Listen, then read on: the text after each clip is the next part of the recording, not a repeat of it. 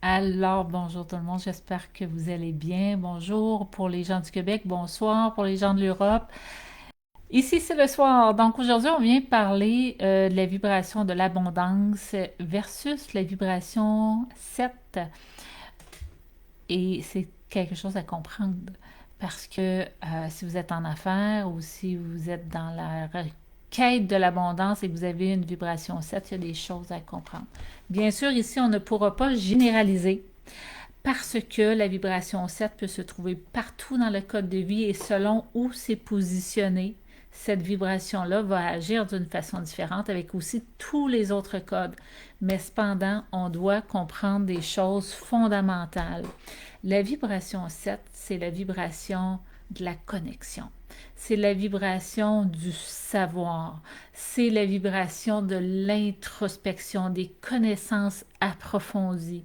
Donc, c'est la vibration aussi qui inclut des moments de vie beaucoup plus solitaires. Même si vous ne le voulez pas, ça s'installe toute seule pour pouvoir justement entrer à l'intérieur de vous, entrer dans un sujet que votre âme vient porter pour le comprendre, pour l'amener.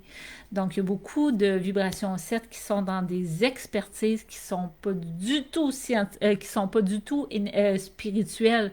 Donc, il y a des gens qui vont servir la science, la médecine, l'aérodynamisme, peu importe, il y a des gens qui vont venir servir dans le temporel, qui vont venir amener des élans de compréhension dans un monde beaucoup plus cartésien et on en a besoin de ça pour pouvoir évoluer justement dans juste la façon de nous éclairer ou de nous réchauffer. C'est des vibrations 7 qui vont venir le comprendre, le conscientiser, l'essayer, l'expertiser.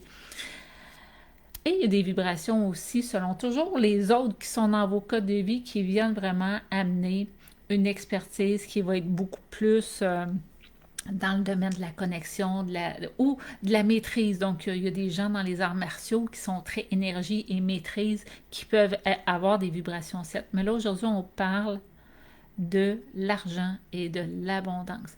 Et il y a des vibrations 7 qui doivent vraiment être dans la spiritualité.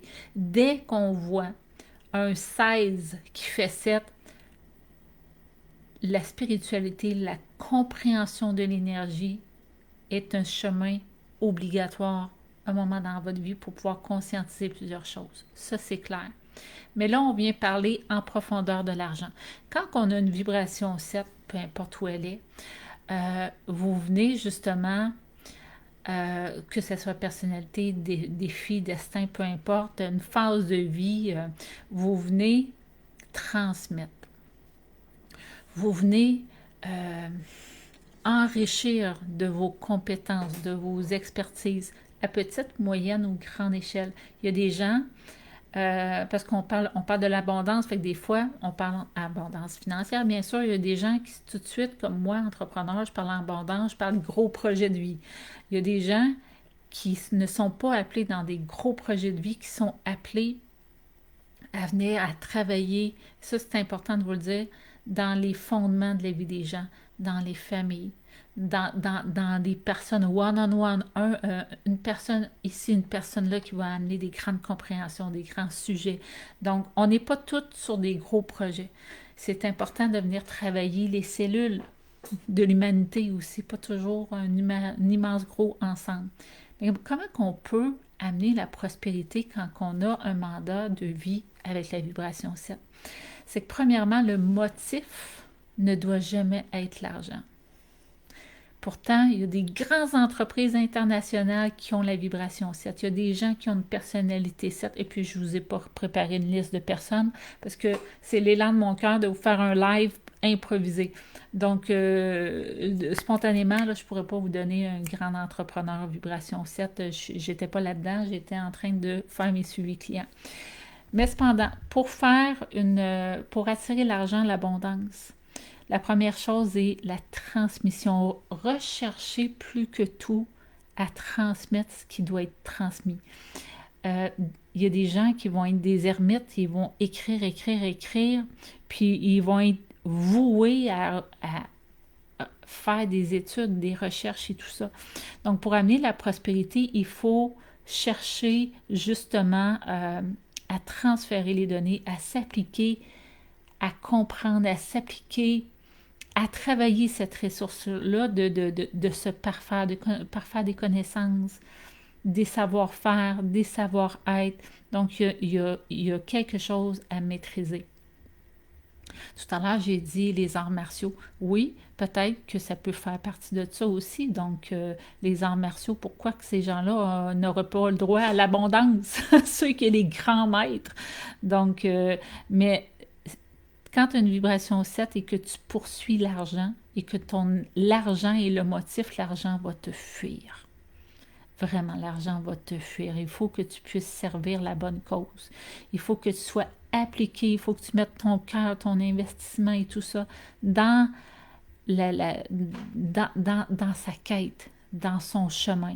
Donc, c'est certain, aujourd'hui, je ne peux pas... la numérologie, c'est tellement complexe. Je ne peux pas vous décrire une chose puis vous donner un modèle qui est bon pour tout. C'est pas vrai, la vibration 7 est trop particulière pour pouvoir la généraliser. Si vous la portez à l'intérieur de vous, il y a de très bons comptables, il y a de très bons avocats. Donc, si, admettons, un avocat, bon, parlons de ça. Hein?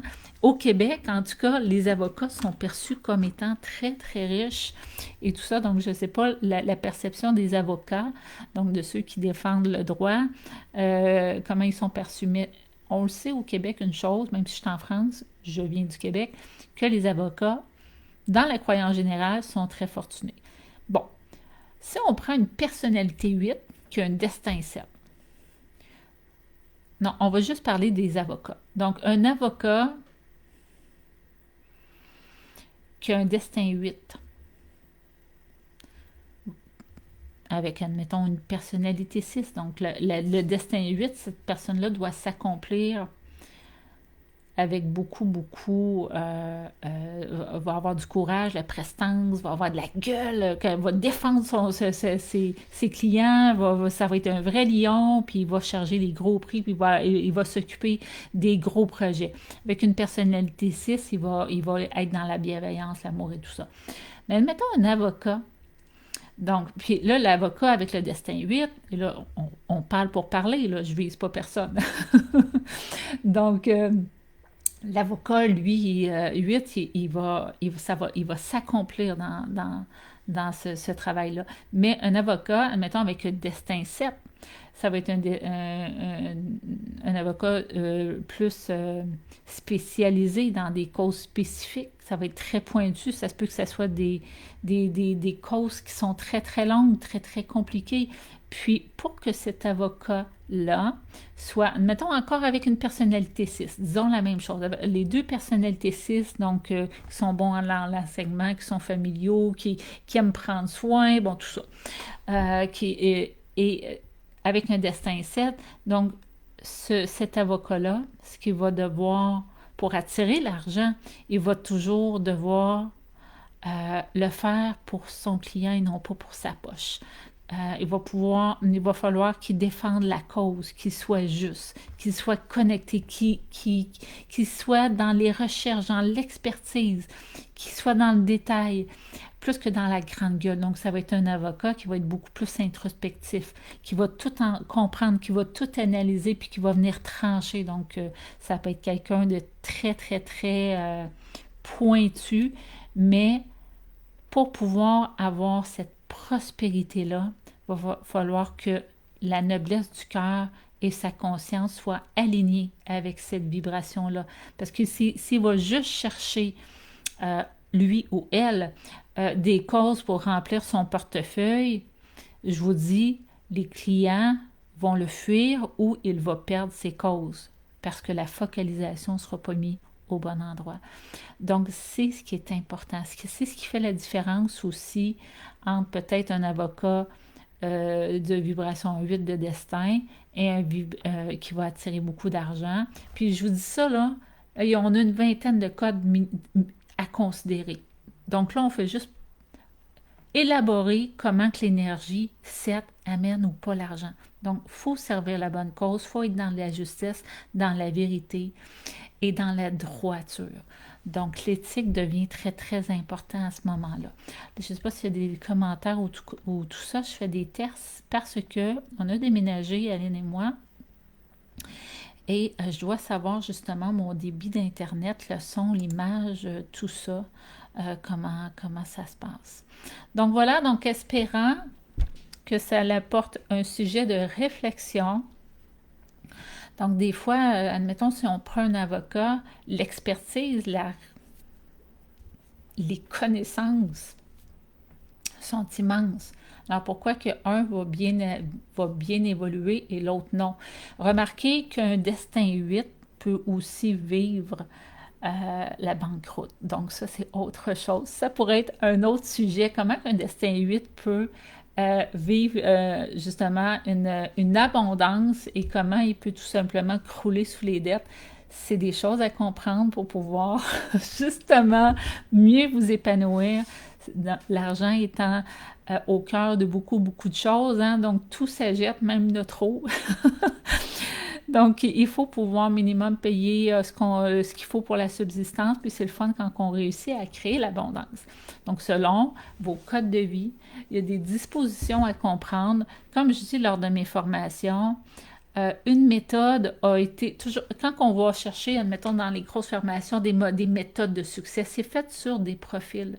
Mais vous, quel est votre profil? Et à partir de votre profil, vous pouvez écouter d'autres choses et l'adapter à qui vous êtes et vibratoirement aussi vos capacités et venir justement vivre dans la conscience de qui vous êtes et comment justement attirer l'abondance, comment être prospère ou comment au moins avoir tout ce qu'il faut pour être bien, pour être à l'aise, pour que tout le monde soit bien servi, donc au cœur de sa vie. À tous, je vous souhaite une belle journée, une belle introspection. Ça nous fait toujours plaisir, Aline et moi, de vous accompagner lors de vos consultations en numérologie vibratoire. Je vous conseille fortement les consultations de 4 heures. Ça vient toujours avec un document, quoi qu'il en soit. Donc, il y a 3 formules. Il y a le document avec 2 heures, puis il y a le document avec 4 heures. Moi, je vous conseille le 4 heures avec le document parce que, oui, dans le document, on va vous parler de chacun des points en perspective. Mais on ne peut pas vous faire un document de 300 pages. Ça passe bien, merci beaucoup, Marie.